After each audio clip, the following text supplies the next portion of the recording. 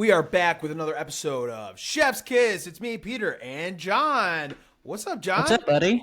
What's going on, man? Dude, rocking the Cubby hats today. Dude, definitely the nicest hats on a podcast today. Absolutely. We have two Shout out to my throwback- wife. It's the throwback 1990 All Star Game logo. Yes. That was the last time they had it in Wrigley, which was pretty sweet, by the way. I saw it on ESPN Classic one time. And Home Run Derby was amazing because they were hitting bombs onto Waveland and Sheffield, and hitting windows. I was like, that's such a great atmosphere for Home Run Derby. It's so fun. Mark McGuire picked up Barry Bonds on the field. They were wrestling almost. Yep. Yeah. Yeah. So awesome. They use that patch on a bunch of hats. So they'll put that patch on a bunch of different Cubs hats too. I have a couple like that. But yeah, it's quality, dude. Love it. This one just a Wrigley Ivy patch. Cool. And that's the same. I think that's the same logo, Cubs logo for the Tennessee Smokies AA, right? I'm pretty sure. Probably, yeah. That Cub. Yeah. Very cool. That makes sense. We are snazzy, dude. Pretty snazzing snazzy. it up. Snazzing it up for 4th of July. All Star Week is coming up. So pretty pumped about that. Before we get into some of our topics, why are you so sunburned? It was just from yesterday. Some call it sunburn, some call it tan. Because I saw your story. I saw your story, your reel, and you were just your kid was crying. You were super sunburned. And I had to listen to Taylor Swift on the way home. So, yeah, we were up in Tom's River yesterday. It's North Jersey, Central Jersey. Tom's River, New Jersey, the Little League World Series heroes? Exactly, yes. Dude. So yeah, I remember watching them, them being the team. I remember watching them. Yeah. Tom's River, New Jersey. Didn't they do a 30 for 30 on them? I'm not sure, but I think they know Todd Frazier is from there. Todd Frazier, from he's a hometown boy over there. So yeah. So we were just obviously I just didn't wear any skin protection. I went golfing today and added to it, but I did wear sunscreen, so it worked out. Nice. Well, you learn. You got to get a little burn. Something. You got to get a little burn to get tan. To get that tan, 100%. Got to break a couple eggs to make an omelet. You know what I mean? I get what you're saying, man. I get it. It happens. 100%. I'm looking forward to the 4th tomorrow. I'll be at poolside at my parents' house all day because they have a pool. My wife and son are in Seattle, so they are not around. So I don't know what to do with myself. I can't believe how much free time I have. It's crazy. Your life becomes so regimented with kids, and now that they're gone, I'm I don't know what to do with myself. It's crazy, but I'm very pumped. What have you been doing? What have I been doing? Let's see. Just laying on the couch enjoying on your Sunday. silence? I'm playing MLB The Show, which is awesome. I watched 6 episodes of this new Apple Plus show that we'll talk about later and things that we're watching. Just chilling out, relaxing, sitting in my backyard with my dog. Yeah, it's just. It's been great. It's been awesome. Yeah. Hopefully they never come back. I miss them. Hey, camera, we're recording this. You can cut this as a social clip. I miss my family terribly. That being said, the free time is nice. I'd be lying if I said it was nice. Being able to sleep in until 7 a.m. has been a treat for me because my son wakes up at 5:15. But let's talk about MLB All Stars. They were announced. I want to talk about, first let's talk about who made it, and then I want to talk about some snubs and then people we don't really think should be on it. So, the starters for the American League, Jonah Heim from the Rangers, Yandy Diaz from the Rays, Marcus Semien from Texas. Basically, this whole lineup should be Texas. Josh Young from Texas, Corey Seager, and then Trout, Randy Rosarino from Tampa, Aaron Judge. Does that make sense? He's been hurt a lot, and then Shohei Ohtani, obviously. Can you hear me? Yes. Yeah. You just cut out. Okay. So did you what catch all do you that? want to cover first? You want? So I think you cut out when you were talking shit about Aaron Judge. I agree with that whole lineup. Like, Texas has been phenomenal this year, but should Aaron Judge really, for all the time he's missed, should he be on the All-Star team? Should he be starting? I say absolutely, John. He is a generational kind of talent. Whether he was on the IL, whether he wasn't, doesn't matter. Are you going to tell me Jonah Heim deserves a spot as catching over, I know they're different positions, but Aaron Judge? When I look at this lineup, I think everybody looks correct. Jonah Heim, I don't know. I mean, Yandy Diaz has been playing great. Everything else kind of checks out. But absolutely, I think Aaron Judge belongs there. Granted, even if he's hurt, he's still going to go ahead and do what he does. Mike Trout gets the benefit of the doubt all the time. Mike Trout's never healthy, yet he always gets the benefit of the doubt. So I say yes for. Before you diss Jonah Heim in 284 plate appearances has a WRC plus of 121, which is pretty phenomenal. The same as Marcus Semien. That's pretty good. 21% better than league average. I'm just saying. National League starters. Dude, I feel like Texas. There's not a weak link in Texas's lineup or Atlanta's lineup. This All-Star game might as well be Atlanta versus Texas. So National League catching Sean Murphy from Atlanta. First base Freddie Freeman. Second base Luis Ariz, which I think he's trying to get 400. I think he's at 388 batting average right now. That dude is awesome. Nolan Arenado, Orlando Arcia, Acuna Jr., Mookie Betts, Corbin Carroll, who's amazing. Again, we've talked about this all the time, but I watch a lot of West Coast baseball because I fall asleep watching baseball, and I've been watching more Diamondbacks games. That dude's a stud. He's so good. And then JD Martinez from the Dodgers as well. So all deserving, except for maybe Nolan Arenado. I just feel like they were just we'll give it to him because he's the third baseman. But I don't know if he's been that stellar, in my opinion. But yeah, those are your starters. Pitchers, we'll go American League first. Felix Bautista from Baltimore. Cano from Baltimore. Luis Castillo from Seattle. Class A from Cleveland. Garrett Cole, definitely deserving. Eovaldi's had a bounce back. Sonny Gray, Minnesota, Kenley Jansen, Boston, Michael Lorenzen from Detroit, Shane McClanahan, who's been amazing, Ohtani, and then Framber Valdez, who's been great from Houston. So, happy. So on this list, John, you have Mike. Go ahead. Huh? Go ahead.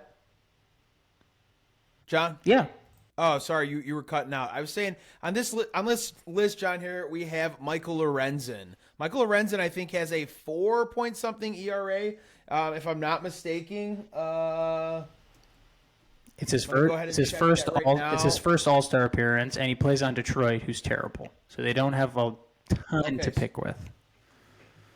Okay, so why does he get the nod here? I don't understand. He's got a 4.28 ERA. That's bad.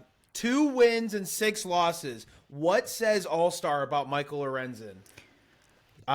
Can you tell me? He plays for Detroit, and 2 and 6, and they're terrible, and they needed a pitcher because I bet a couple people backed out. That's my guess. Okay, but so we're just forcing people to be on the All-Star team because they need representation from every team. Well, that's a great point. So, do you think there has to be a representative from each of the 30 teams? I would argue no. I would argue if you don't perform, if Atlanta is killing it, all of their players should be on the All-Star team. Same with Texas. You know what I mean? I don't think you have to have a representative of the A's. You know what I mean? 2015 Royals, 2016 Cubs. 2015 Royals, the entire infield and outfield, they were all Royals players. 2015 All-Star Game. 2016 All-Star Game, they were all Cubs players. Right. They both went on to win the World Series. That's what you want to see. I don't care to see players on, whatever team sucks. The A's. Do we need to see anybody from the A's? No, we don't need to see absolutely not. And we probably don't need to see anyone from Detroit. Especially not Michael Lorenzen, who has an over 4 ERA. That's the only reason he's on there. and it's his first one. Yeah, I don't like that. I don't like if you don't have a great season, it's no big deal. You just can't make the All-Star team, and I don't think you need representation from every club. I think that's ridiculous. John, would you be embarrassed? I would be embarrassed for if sure. I know. Oh yeah. If I had 2-4 record, and you're like, or 2-6. Well, you're like, hey guys, I'm an All-Star. So imagine you're Michael Lorenzen, and you come in to the All-Star, to the American League All-Star, clubhouse, and you're sitting in the middle of Shohei Ohtani and Shane McClanahan and Garrett Cole, and Emmanuel Clase and Eovaldi, and you're like, and Gossman, you're like, what am I doing here? It's kind of like that. Yeah. The participation trophy thing. It's actually there's been studies shown that the person receiving the trophy who really didn't earn it, and that person really knows, actually makes them feel worse because they feel like they didn't a trophy and they got one still. So it actually doesn't necessarily help. It actually kind of hurts them. Yeah, or the spot that you stole it from someone else, someone that was more that too. From them However, though, I think I don't know if I talked about this in a previous podcast. The counter to that about participation trophies is there's been a steady decline in youth sports all across the board except for one sport, golf. And a way to get more people included in athletic events is to give them, some sort of incentive, a prize at the end of the year, a trophy. That is an incentive. And so these sociologists and psychologists, we talk about, you and I don't agree on participation trophies. We think you should earn it, and I agree, and I think you agree with that as well. But they have said, if participation trophies can get more young kids playing sports and off their phones and out of the house, we're all for it. You know what I mean? So it's just something to think about. Yes, participation trophies aren't great, but they do help more people come out and participate in sports versus playing Fortnite for 15 hours. So that's basically, those are the All-Stars. I think we talked about... National League pitchers. So we didn't talk about National League pitchers. Well, you don't have to list. Okay, yeah. Well, you don't have to list them. Tell me if anybody that you think doesn't belong on that list. Josiah Gray from Washington? Yeah. I mean, Zach Gallen's a shoo-in. Okay, Kershaw's been awesome. Justin Steele has been really, really good. You just tweeted about 2 representatives from the and then Stroman's been phenomenal, and Devin Williams too has been.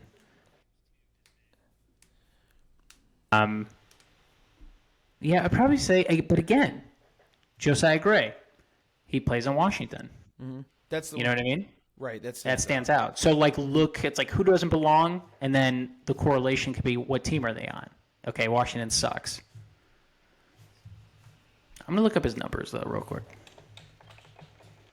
Yeah, Justin Steele, Marcus Stroman, 2 dogs coming out of the Cubs. Okay.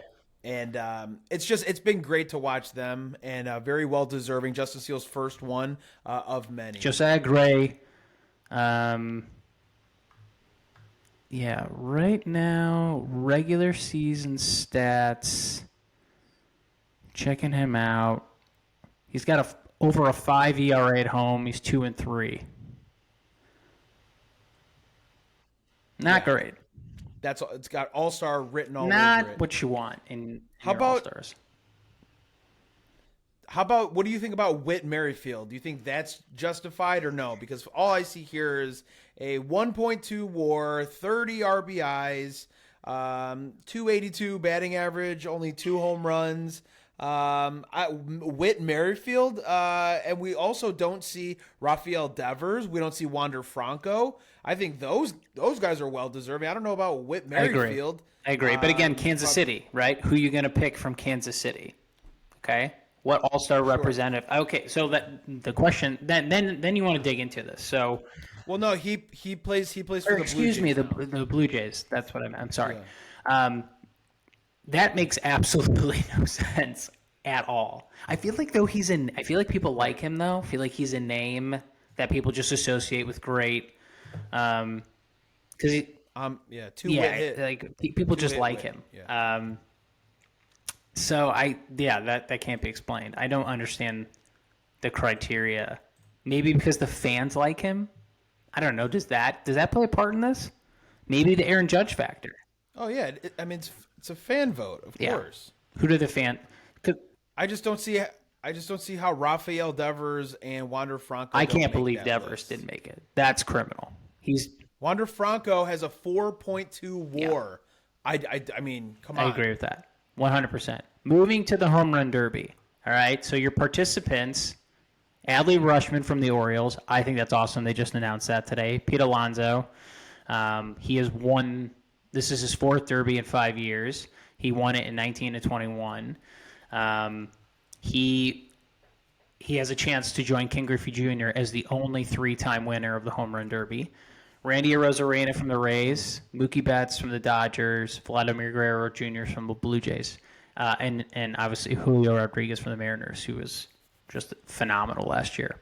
So I think this is a really, really solid home run derby list.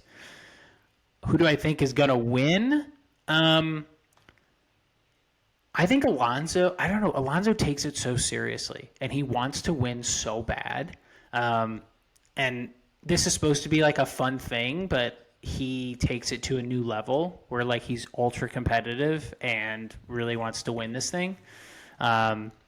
He's the biggest try-hard in baseball. He's the biggest try-hard, which makes him a true boner. He's a true boner. John, he went and deadlifted in between rounds. Come on, dude. You are a boner. Yeah. Well, it's like you're a weirdo. It's supposed to be a fun thing. I picked him.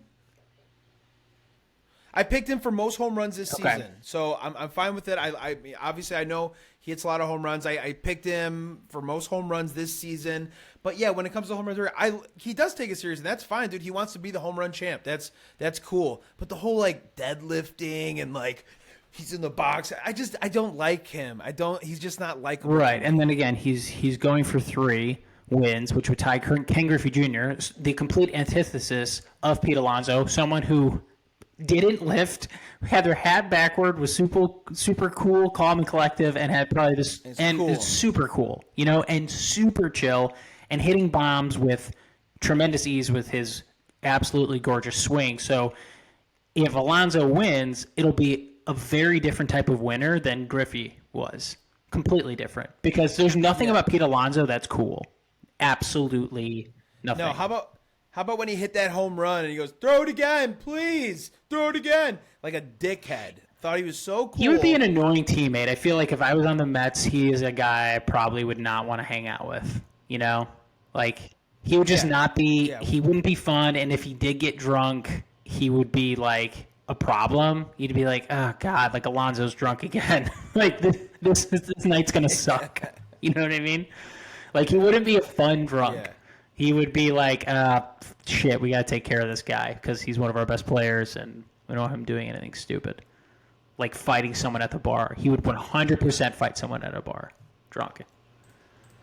Yeah. Well, John, I think the biggest person to win other than Pete Alonso, I would say Vladimir Guerrero Jr., obviously, and just because I think, what was it, last year or the year before, he put on a show in the second to last round, and then he kind of like pooped out. You mean got tired? I forgot how many home runs. Yeah, got tired and pooped out. So I really think he's got a shot. We saw what Julio did. Julio put up an amazing, what was it, first or second round last year? He's awesome. I was there and watched it live, and it was awesome to watch. So, like you said, great field this Definitely. year. So you tweeted about this a while ago, but I'm going to bring it up. I'm going to share my screen for our good people. So you tweeted about this, I think, a week or so ago, but we had skipped a couple pods. Where is it? It's this. So, can you see my screen? What about now? Yeah, okay. I can see it. So the beer snake which if you don't know, the beer snake is a combination of everyone's beer cups, and you stack them and you make a snake out of them in the bleachers. Okay. Apparently, there are Cub snake rules. You must be sitting down when ball is in play. Number 2, the beginning row cannot be any lower than row 4. Cup snake ends can no longer be no longer than the top of the section. Cup additions must come from just the section. No crossing aisles, no combining, no throwing cups or fan ejected, and no one under 21 can hold or add to the cup snake. Can't even add to the cup snake if you're under 21. Cup snake will be dismantled down in the 8th inning. If cup snake is interfering with fans or is making a negative impact on the fan experience, it will be taken down. These can't be real rules because, like, there's nothing official from the Cubs. I feel like someone has season tickets to the bleachers at Wrigley and has been annoyed by this snake, and then just wrote this on Microsoft Word, printed out a bunch of copies, and like threw them on the bleachers. I don't know if this is coming from the Cubs. Well, the Cubs, those security guards, they do take them down when it does get out of hand. Yeah, but like these specific rules, like who wrote these? Sure. This is not like legit. Well, I mean, I would expect some Cubs letterhead or something. Something. This looks like someone just printed this off their computer. Yeah. Yeah, I think I found a couple typos. Of course, yeah. Like if Snake Hub is interfering with fans or is making negative impact on the fan experience, comma, it will be taken down. Also, there's no period. I'm not trying to be the grammar police. All I'm saying is this is ridiculous. No, like, let people have fun. It hasn't been proofread. Like, why? So, John, what's the big deal? I agree. See, okay, let's keep that photo up there, right there. So I agree. Actually, here, take it down so we can get this both us on the screen, so we can still cut this up for socials. Okay. Perfect. So I would agree. Half and half. Okay. I'm all for people having fun, getting drunk, having fun, doing all that stuff. Okay, that's true. Also true. I don't want to be annoyed by the obnoxious fans all game long, okay, right? You're there with your son, John, right? You're watching the baseball game. You're trying to have some good family. It's the friendly confines, right? You don't want 27 drunk 23-year-olds behind you. Yeah, the snake! I mean, for 5-6 innings straight, right? That's going to get old fast. So as I get older, I'm more so with like the sit down, kid, watch the game. You know what I mean? Me too. Like, you're ruining the experience. I came here to like not get wasted. I came here to have a couple beers and actually enjoy the game of baseball. And especially if you're with your kid, and they're older, it's such a special time because you want to enjoy the game and then you want to teach her or him, like, hey, or have a scorecard. Be like, this is how you score a game. All right, this guy is leading off first base. A left-hander can, pick off a different than a right-hand. Like simple things. You want to explain that. I'm totally with you. As I go to games now, I get annoyed real quick of like drunken bullshit. Like I have zero tolerance for that now. None. And then the cursing that goes with it too. Like I went to the game it was just me and my wife. Dude, you sound like such an old person. You're like, these kids with their cursing now? Yeah. I know, but it's crazy. Like I know. I get what you mean, man. It's like it's like white trash Philly kids, and like they're like already like half in the bag, and they're screaming, and like I'm like, I don't care. It's me and my wife. It's here, but then it's just like, all right, dude, shut up. It's enough. They're like, well, let's say you took your daughter to that game and she's 6. You know what I mean? Like, you're gonna be like, not happening. Yeah. Like it's not gonna happen. Right. I'm with you, man. I get it too. I want them to have. You know what they got now? What?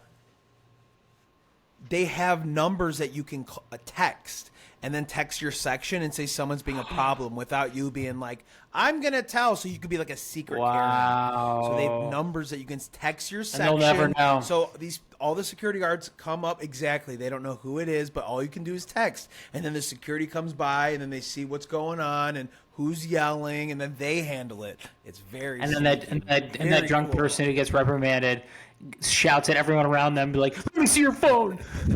Show me your phone. Yeah. Who among you is a traitor?" Essentially, God, that's crazy, dude. It's so smart too, because you don't want to be. First of all, you don't want to confront a drunk, crazy person in the bleachers. Like, you don't want to do that, especially if it was your kid or whatever. Like, you just don't want to deal with that bullshit. That's great. That's genius. Cool. Well, brilliant. So moving on, I want to talk about what we're watching right now, what shows, movies, anything that we're enjoying right now. So I have a couple of recommendations. Okay. Do you have any recommendations? Other than Jury Duty, which I did watch the first episode, it was absolutely hilarious. Dude, I cannot believe how many people like went in on that prank. Like, so many. Even the people like Marsden, like, you know, coming in before, you know, the trial, and they're all like just hanging out there. Like, how many people were dedicated to this fake trial for this one person? Oh God, like, that's what I loved. Yeah. Like, everyone was totally in the commitment. It was hilarious. And he like didn't know what movie he was in. He's like, "Oh man, I knew you looked familiar." He's like, "Yeah, X-Men." And Marston's like listing off all his like you know, accomplishments and his resume. It was great. What is this called? Okay, this is what I watched and what I binged on. It's called The Curious Case of Natalia Grace. Have you heard of it? No, what's it on? Okay, it's on HBO Max, okay? This family, picture perfect American family with 3 kids, decides to adopt a girl from the Ukraine. She's a dwarf. They meet her in this warehouse in Florida. Very weird circumstances. The people that get adoption agency, very shady stuff. They drop another parent, like parents dropped her off. So she's a dwarf. She's a dwarf, right? And comes into their home, and she's supposed to be 6 years old. But the parents think she's like a 20-year-old woman, right? All these things are happening. They bring someone who's speaks Ukrainian to talk to her, and then she doesn't know. She doesn't know what she's saying. She doesn't know any Ukraine. But you've just lived there for 5 years. We got you. Why don't you know Ukrainian? And then she doesn't speak with an accent. And then the parents are all whacked out. And it's a good one, John. It's 6 episodes. It's like 45 minutes. I had a lot of time on my hands because my wife and son are gone until the 11th. Like, I'm so, like, literally I have a list of things. Like, I went to the movies on Sunday yesterday while watching 6 episodes of this Apple TV Plus show I've been watching on Sunday. Dude, that sounds great. Is it the case of Natalia Gray, is it? Grace. Okay. Dude, so maybe? Yes. So is it like, since she's a dwarf, she's like, I'll pose as a child to get out of, I don't know, war-torn Ukraine or whatever, and then come to America. I'll do anything to get. Is that it? Or she's a 20-year-old American. All right, no spoilers. Stop. I'll watch it.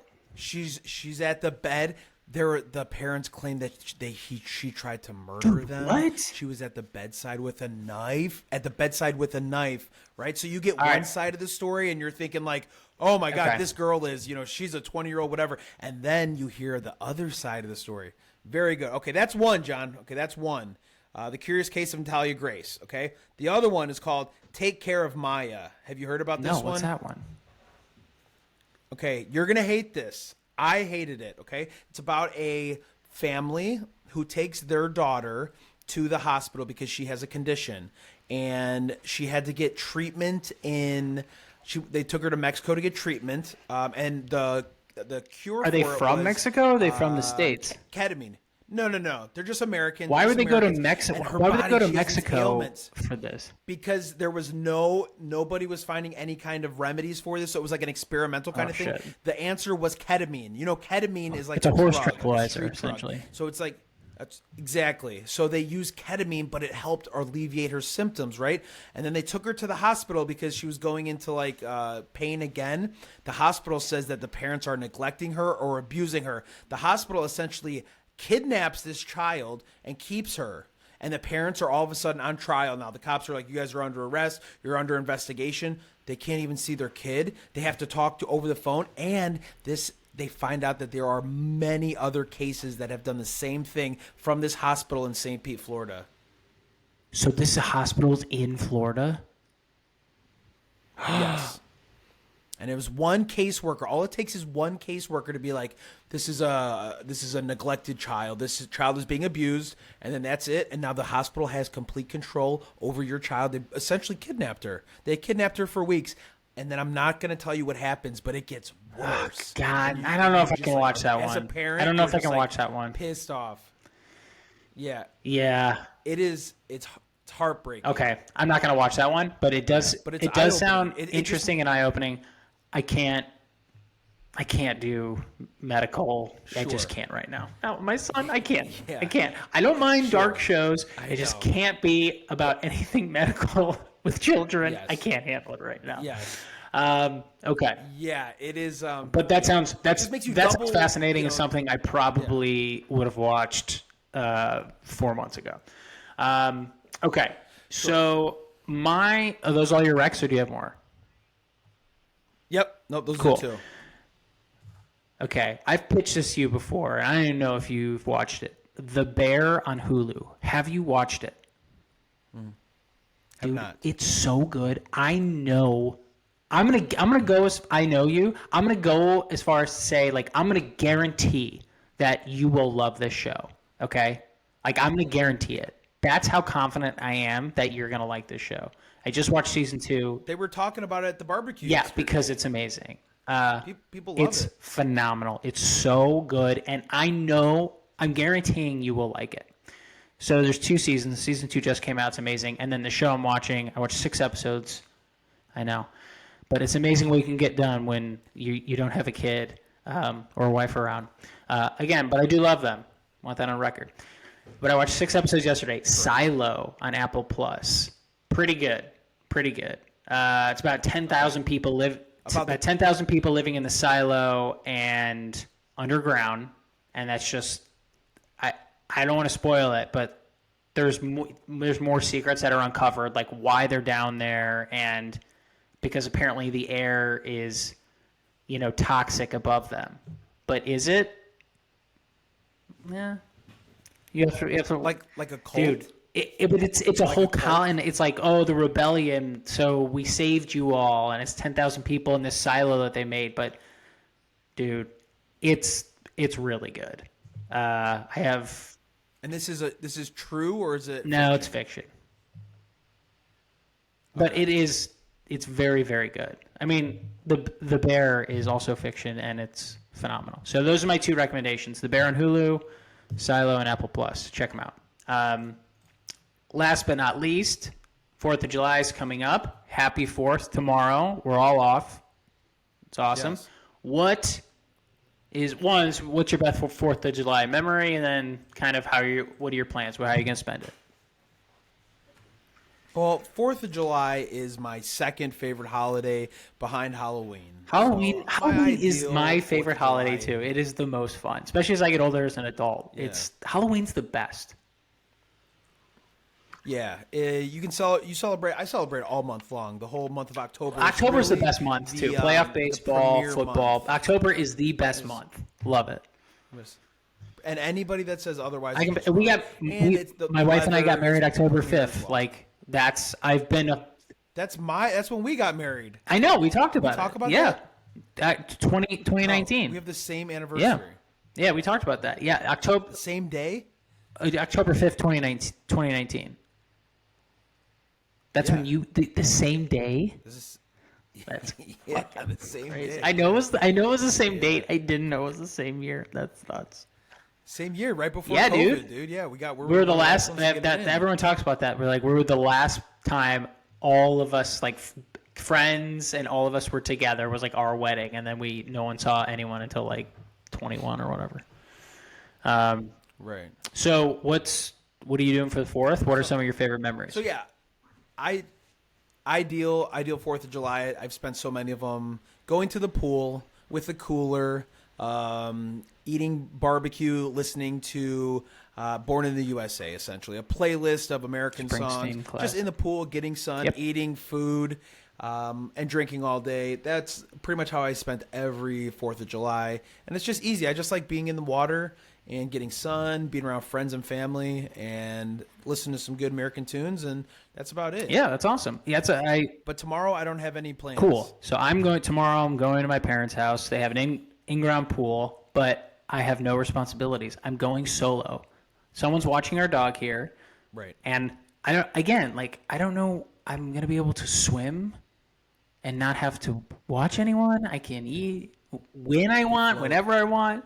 Like, I'm thrilled. Also, my dad is super into softball this year. He's retired now. He's getting really into it. He never buys anything nice for himself. So for Father's Day, I bought him this really nice composite bat.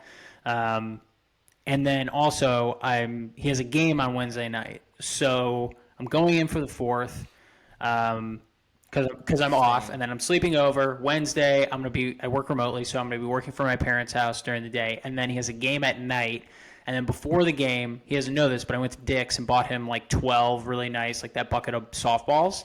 I'm going to throw him BP because he loves the bat, but he's not used to it yet. So I'm going to throw him BP before the game so he can get like kind of the feel. And then I'm just going to watch his game on Wednesday night. And then I'm going to drive back Thursday morning. So nice. Yeah, it's going to be great. It's good, clean family fun. Yeah, absolutely. And this whole week, like, again, I don't want it to seem that I love my son and my wife, but I have a lot of fun things planned, like movies. We made the playoffs, by the way, for softball. We're the first mashup team, I guess, in Naperville Park District history to make the playoffs. So Friday night, they're all coming over to my house because I'm alone. I have the whole house to myself. And we're going to hang out, have like a team bonding, drink and hang out, play MLB The Show, sit in the back porch, listen to music, and just hang out. So that'll be really fun Friday. Saturday, I'm going to the Dave Matthews Band concert with my cousin Frank at Northerly Island in Chicago. That's going to be... Yeah, he plays usually around every... Yeah, that's going to be sick. I can't wait, and I'm so pumped to go. Is he playing with Tim Reynolds? No, it's the band. But at Northerly Island, okay. I think with Alex in 2017, we saw Dave and Tim, just both of them, and they were on. Yeah, that was one of the best. I mean, that was amazing. Yeah, but it's the whole band this time. So super pumped. I saw them there at 21. They play every other year at Northern Ireland, and it's just the best venue. I'll go to a concert indoors, but I like the outdoor feel. And we're going to go have a good time out on the lawn, but we're older now, and I bought actual seats because if it's a song I'm not into, I want to sit down. So we have nice seats, like actually in the pavilion, which is great, but we also can go out on the lawn if we want to as well. So super pumped about that. And Sunday, just chilling, and everyone comes back Tuesday, and I'll pick them up from the airport. So, yeah, I'm going to see the new Indiana Jones movie, and, dude, it's all good, man. You're really enjoying yourself. Sleeping until 7 a.m. I can't believe how much energy I have. Yeah. You don't have to, be on dad duty, which is nice. Everyone needs a break once in a while. Indeed. Well, happy 4th of July, buddy. All right, John. Thank you. Hey, real quick, I think the over-under for hot dogs tomorrow is 73.5. Are you going over or under Joey Chestnut's 73.5? Man. Dude, that's so many hot dogs. I'm gonna go over. Over 73. Okay. How much time does he have again? What's the time limit? What are the parameters? Hold on. Chestnut has won 15 of the last 16 years, including each of the last 7, and set the world record in 21 with 76 hot dogs and buns. So he can do it. I'm just looking. Yeah. Let's see. The over-under, the over-under set is 73. If he's done 76 before. But that's the world record. That was, in 21. I'm saying yes. I'm going over. What about you? I would go the under. I would go under 73.5. I'll go contrarian from you. I think it's going to be a hot day. I think that definitely does play a role in it. I would like to. That's a great question. At some point, I would like to know what affects them. Like, is the type of day? Like, do you know? I don't know a lot about the hot dog eating. He's talked about it. Yeah, he's talked about whether a cooler day is a lot easier to eat and stuff yourself as opposed to a blazing hot. Interesting. There was a guy that ran up on stage last year. There was interference. Oh wow. Also, John, is the competition. If he's pulling away by 20 plus hot dogs, and he knows he's not on pace for another world record, who knows what motivation is there? So that's a good point. Does he have like a young gun, like a challenger, like the next Kobayashi that could come in and challenge him? Well, then you kind of changed my mind. I'm going under now. Well, that's no fun. Yeah, I know, but I didn't know. You knew more information than I did. This was not on the topic list. John, you sprung that on me. I was not ready. I mean, this is just on top of my head. You know who I want to do my funeral eulogy is the guy who announces the eaters at the hot dog eating contest. You know who I'm talking about? That guy is electric, John. He is absolutely one of the greatest showmen I've ever seen in my entire life. But everyone's going to be sad. Everyone's going to be sad. And you think this guy's going to cheer him up? He could turn it around. Oh, yeah, he could say, no tears, just beers. Peter, he could really turn it. I just love his energy. The stuff that he says is so clever and funny. So I'm looking forward to that. The intros are really a highlight. Definitely, 100%. That'll be awesome. All right, my man. Cool, dude. Well, enjoy your Independence Day. Have fun, and then we'll catch up. Sounds good, buddy. Happy 4th. Later. Bye, guys.